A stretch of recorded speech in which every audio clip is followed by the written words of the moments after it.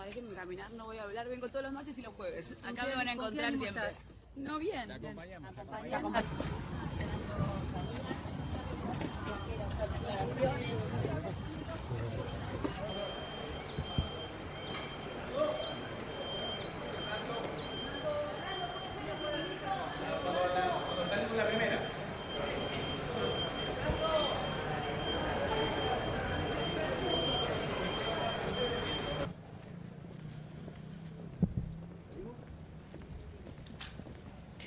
Por favor, gracias.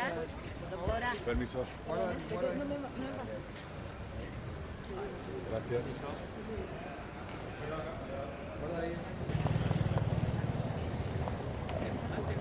Y lo que digan de mí no me duele tanto, sino por supuesto cómo se referían a mi papá siendo su paciente, que eso, bueno, por supuesto me parece que no es agradable ni para mi papá ni para nadie. Yo siento que un médico cuando toma el compromiso de tener un paciente, lo primero que tiene que hacer es cuidarlo y después obviamente hay gente que puede decir, bueno, que hablen mal de él no tiene que ver con cómo se comportaron como médicos, pero para mí sí, porque en esos audios también ponen al descubierto que preferían no ir a chequearlo, que preferían tomarse una semana para verlo, entonces esas cosas quedan registradas y mi papá en ese momento por supuesto era un paciente que no podía estar una semana sin que le chequen los signos vitales o de saber que si nosotros decíamos que estaba hinchado necesitaba como un seguimiento más profundo.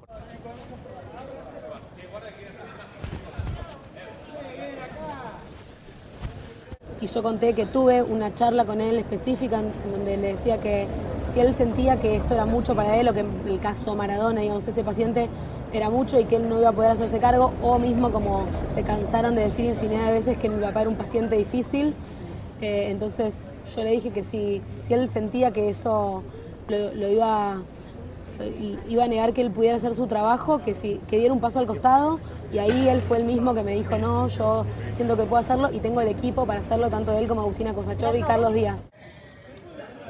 ¿Dónde es acá? ¿Tengo que estar? ¿Acá? Cuando mi papá entra en la internación domiciliaria, a los 2 días sucede un episodio y nos contactan a Janina y a mí para decirnos qué había que hacer, preguntándonos a nosotras qué había que hacer con el cuadro y el clima de lo que había pasado con mi papá. Y ahí nosotros dijimos, pero como no se puede encargar la ambulancia que está en la puerta no había ninguna ambulancia. Y también como que se nos presentó esa alarma cuando dijimos, pero ok, nosotras podemos dar nuestra opinión, pero de ahí a decidir el tratamiento que mi papá tiene que tener en un momento de una emergencia, no.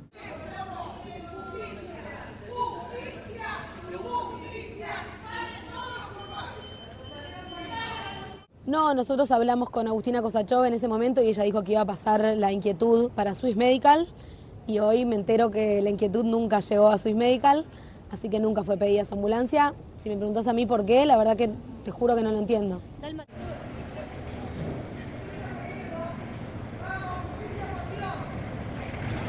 O sea, yo hoy lamentablemente tuve que escuchar cosas tremendas como una persona diciendo que la muerte de mi papá era esperable, que había 3 posibilidades, que se podía morir o no, o cuando hay un paro cardiorrespiratorio, pero que bueno, ella después felicitando a los enfermeros que habían estado ahí, y son cosas muy duras, la verdad que uno nunca está preparado y siempre, si bien es la segunda vez que se hace este juicio, te seguís encontrando con cosas que duelen un montón.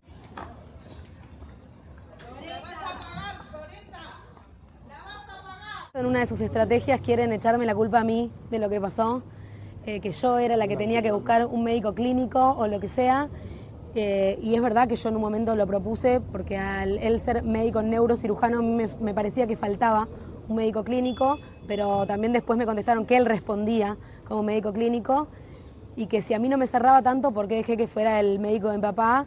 Y lo que yo contesté ahí fue que la verdad es que no dependía de mí, que si hubiera dependido de mí, por supuesto, ni se hubiera acercado a mi papá.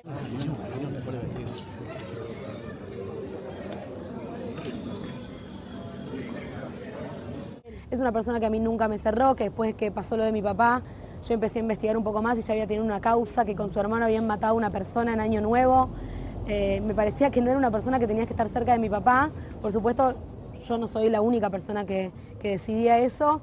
Y también yo, al entender que Matías Morla, que era la persona que se encargaba de pagarle los sueldos y y de decidir quiénes eran las personas que trataban a mi papá, yo ahí no tenía injerencia alguna y no me podía meter porque nunca escuchaban lo que yo decía.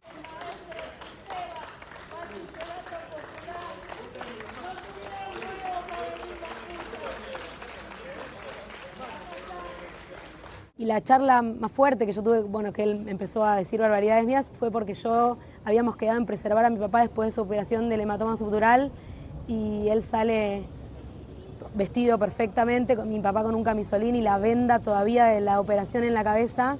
Y yo ahí le digo, habíamos quedado que lo íbamos a preservar, pero a vos te ganó el cholulismo de salir en la tapa de un diario. Y ahí, bueno, eso fue, no le gustó que yo haya dicho eso, que lo haya expuesto de esa manera. Y siempre pasaba eso, siempre que lo iba a ver había una foto en Instagram, siempre como que quede de alguna manera que él había ido mediante alguna publicación o algo, y a mí eso me molestaba porque más que nada a mí me interesaba que él hiciera su trabajo, que era ser el médico.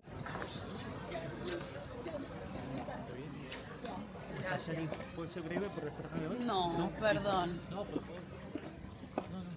Desde que Matías Morla entró en la vida de mi papá, a mí siempre se me dificultó muchísimo.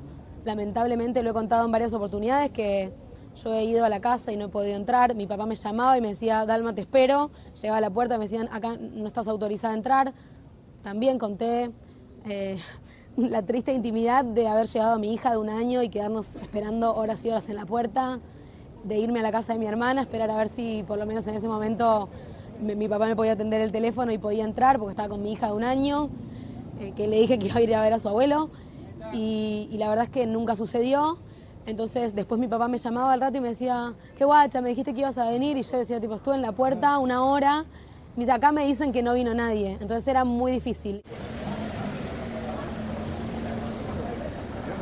Que en uno de los audios, si no me equivoco, de Luque, decía, bueno, yo hablé con las chicas y me dijeron que entendían que era lo que yo hice lo que pude y que ellas me agradecían y que Diego se murió como quería, y la verdad es que no estoy de acuerdo.